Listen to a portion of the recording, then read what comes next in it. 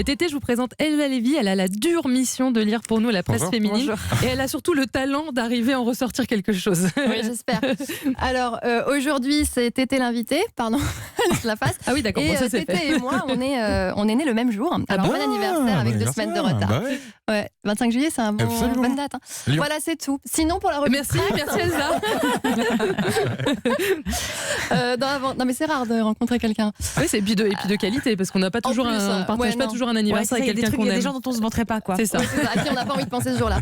Bon, alors sinon, pour la revue de presse, dans Avantage, je suis tombée sur un article un peu déroutant. Mon chien devient écolo. Alors, sur le coup, j'ai créé un titre d'histoire d'enfant pour enfants dans l'esprit de. Mon petit chien copain, mon petit chien coquin.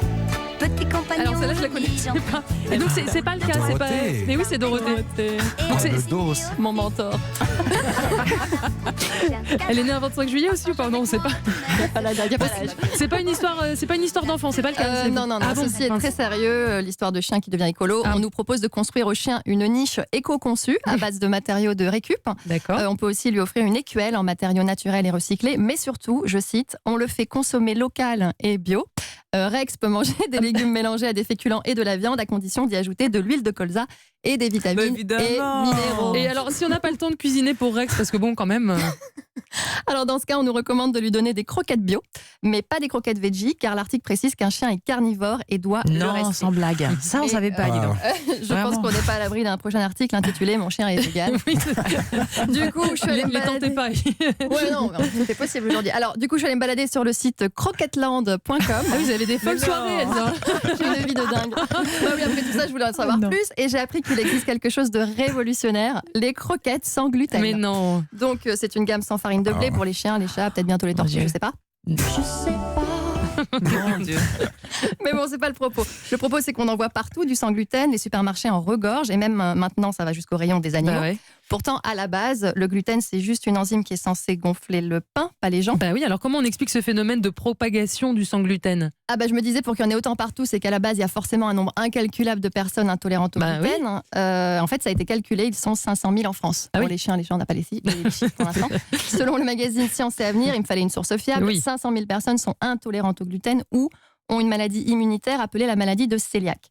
C'est pas exactement la même chose, mais selon le site topsanté.fr, dans les deux cas, on souffre de ballonnements, diarrhée et autres petits couacs. Alors ça représente quoi 500 000 personnes? C'est pas beaucoup ça?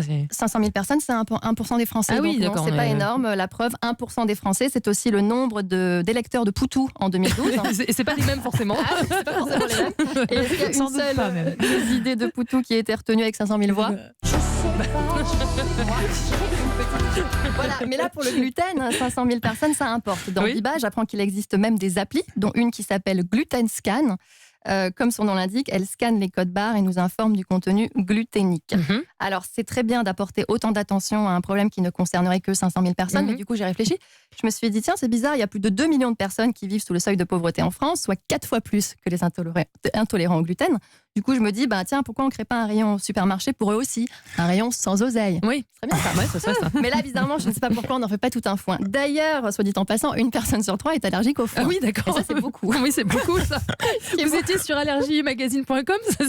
J'étais sur le fil de ma pensée. Voilà, Ce qui est beaucoup aussi, c'est le prix des trucs sans gluten parce que ça coûte un bras, tout ça. Oui, D'ailleurs, rien qu'un détecteur de gluten, dont j'ai appris l'existence dans Prima, ça coûte $289. C'est un petit appareil, il suffirait de glisser une lichette de notre repas dedans pour que la machine nous dise en 3 minutes s'il y a du gluten ou pas.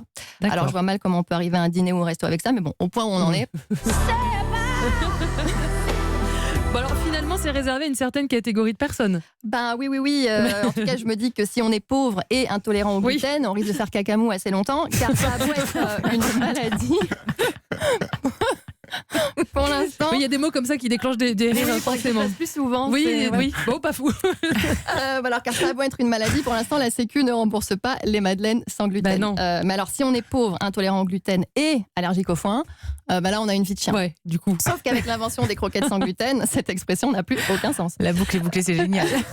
Quel talent. Et ce qui a encore moins de sens, c'est de penser que tous ces mecs qui créent des trucs sans gluten sont pourtant censés être des gens qui, à la base, aiment le blé.